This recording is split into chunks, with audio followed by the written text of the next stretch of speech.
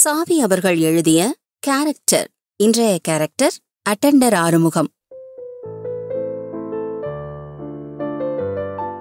என்ன உத்தியோகம் சார் இது? 10 வருஷமா நானும் அட்டெண்டரா தான் இருக்கேன். நீங்களும் ஹெட் கிளார்க்காகவே இருக்கீங்க. சலிச்சு போகல? உத்தியோகத்தை ஒஸ்தி போட சொல்லுங்க சார் என்பான் அட்டெண்டர் ஆறுமுகம். போடா தூங்கு மூஞ்சி, நீ செய்யற வேலைக்கு ப்ரமோஷன் வேற ஒரு கேடா என்பார் ஹெட் கிளார்க். அட நீங்க ஒன்னும் எனக்கு சொல்லல சார், உங்களுக்கு தான் சொன்னேன். ஏதோ குழந்தை குட்டிங்களை வச்சுக்கிட்டு 10 வருஷமா இப்படியே கஷ்டப்பட்டுட்டு இருக்கீங்களேன்னு சொன்னா. ஆமா, நீ பெரிய குபேரன், உனக்கு இந்த அட்டெண்டர் வேலையே போதும். எனக்கு எதுக்கு சார்? ஹோட்டலுக்கு பால் சப்ளை பண்றேன். விடிய காலம் 3 மணிக்கே எழுந்து போய் மாட்டை கறக்கணும். அதான் கொஞ்சம் தொந்தரவு. சரியா தூங்க முடியல, தூக்கம் கெட்டு போகுது. அதான் ஆபீஸ்ல வந்து நிம்மதியா தூங்குறியடா சொம்பிரி. சரி சார், இப்ப எதுக்கு கூப்பிட்டீங்க? திருவல்லிக்கேணியில ஒரு வீடு காலியா இருக்கான், கொஞ்சம் போய் அதை விசாரிச்சுட்டு வரியா? அந்த வீட்டுக்காரர் இல்லாட்டி திரும்பி வந்துடு. அதுக்கு ஏன் சார் போவணும்? அந்த ஆபீஸில் மேனேஜர் முதல் சின்ன குமாஸ்தா வரை எல்லோருக்கும் ஆறுமுகம்தான் அட்டெண்டர். காலையில் 10:30 மணிக்கு ஆபீஸுக்கு வருவான். அவனுக்கென்று ஓர் இருட்டறை உண்டு. அங்கே ஆபீஸ் ஃபைல்கள் எல்லாம் கட்டுக்கட்டாக அடுக்கப்பட்டிருக்கும். அந்த ஃபைல் கட்டுகளுக்கிடையில் ஒரு ஸ்டூலை போட்டுக்கொண்டு உட்கார்ந்து விடுவான். யார் மணி அடித்தாலும் வரமாட்டான். ஆறுமுகம், உன்னை எத்தனை தடவை கூப்பிடுறது?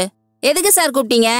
உடனே போய் திருச்சிக்கு ஒரு ஃபர்ஸ்ட் கிளாஸ் டிக்கெட் வாங்கிட்டு வா போ என்பார் ஹெட் கிளார்க். ஆபீஸ் விஷயமா போறீங்களா சார்? உனக்கு எதுக்குடா இந்த அக்க போறலாம்? நீ போய் டிக்கெட் வாங்கிட்டு வாயேன். அதுக்கு கேட்கல சார், உங்க நன்மைக்கு தான் கேட்டேன். சொந்த ட்ரிப்பா இருந்தால் எதுக்கு அவ்வளவு பணம் செலவழிக்கிறீங்க? குழந்தை குட்டிக்காரராச்சே. உன் அட்வைஸ் எனக்கு வேண்டாம். முதல்ல நீ போய் டிக்கெட்டை வாங்கிட்டு வர போறியா இல்லையா? அதான் சொல்லிட்டீங்களே, செஞ்சிட போறேனே. பின்ன ஏன் நிக்கிற? இல்ல, பயணத்தை அடுத்த மாசம் தள்ளி போடக்கூடாதான்னு தெரிஞ்சுக்கத்தான். ஏன் அடுத்த மாசம் போறதுல உனக்கு என்ன லாபம்? அடுத்த மாசம் நான் 15 நாள் லீவ் எடுத்துக்க போறேன். அந்த சமயத்துல நீங்களும் லீவ் எடுத்துக்கலாமேன்னு சொன்னேன். ஆபீஸ்ல நான் இல்லாட்டா உங்களுக்கு கை உடைஞ்ச மாதிரி இருக்குமே. இவர் பெரிய இவரு கூப்பிட்ட குரலுக்கு வந்துடுவாரு பாரு. சரிதான் போடா. ஏன் சார், இன்னைக்கே போக போறீங்களா? ஆமா, எதுக்குடா? எனக்கு தெரிஞ்ச லாரி ஒண்ணு நாளைக்கு ராத்திரி புறப்படுது. தாம்பரம் ஸ்டேஷன் ஆண்ட வந்து நில்லு சார். நான் அந்த லாரியிலேயே வந்து உங்களை ஏத்தி விடுறேன். லாரி டிரைவர் கிட்ட 5 ரூபாய் கொடுத்தா போதும் சார். ஏதோ குழந்தை குட்டிக்காரராச்சேன்னு சொன்னேன். கேட்டா கேளுங்க, விட்டா விடுங்க. போடா, உன் அட்வைஸும் நீயும் அதிக பிரசங்கி. ஏன் சார், திருப்பி வரப்போ தஞ்சாவூர் வழியாத்தானே வருவீங்க? எதுக்குடா? தஞ்சாவூர்ல குடமிளகா சீப்பு சார். ஒரு மணங்கு புடிச்சுக்கிட்டு வாங்களேன். மோர் மிளகா போட்டு வச்சா 1 வருஷத்துக்கு உதச்சிட்டு இருக்கோம். ஏதோ குழந்தை குட்டிக்காரராச்சேன்னு சொன்னேன்.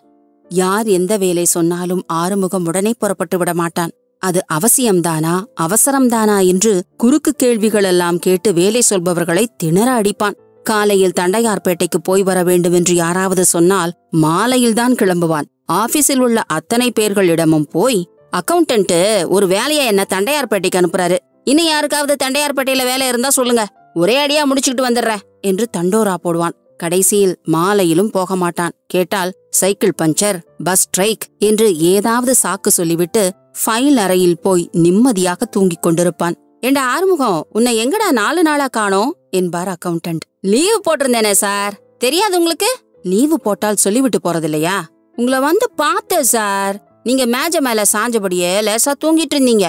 சரிதா அப்படின்னுட்டு பெல்ல மட்டும் எடுத்து பூட்டி வச்சுட்டு போயிட்டேன் சார். நான் இல்லாதப்போ அது எதுக்கு சார்? இங்க பெல் இல்லாததுல இருந்தே நான் லீவ்ல இருக்கேன்னு தெரிஞ்சிட்டு இருக்கலாமே நீங்க. அட்டெண்டர் ஆறுமுகத்தோட கேரக்டர் பத்தி தெரிஞ்சுக்கிட்டீங்களா? உங்களுக்கு கதைகள் பிடிச்சிருந்ததுன்னா மறக்காம லைக் பண்ணுங்க, ஷேர் பண்ணுங்க, கமெண்ட் பண்ணுங்க, சப்ஸ்கிரைப் பண்ணுங்க. அதோட உங்களுக்கு யார் எழுதின கதைகள்லாம் ரொம்ப பிடிக்கும் எனக்கு கமெண்ட்ல வந்து சொல்றீங்களா? நன்றி, வணக்கம். வாழ்க தமிழ், வளர்க தமிழ்.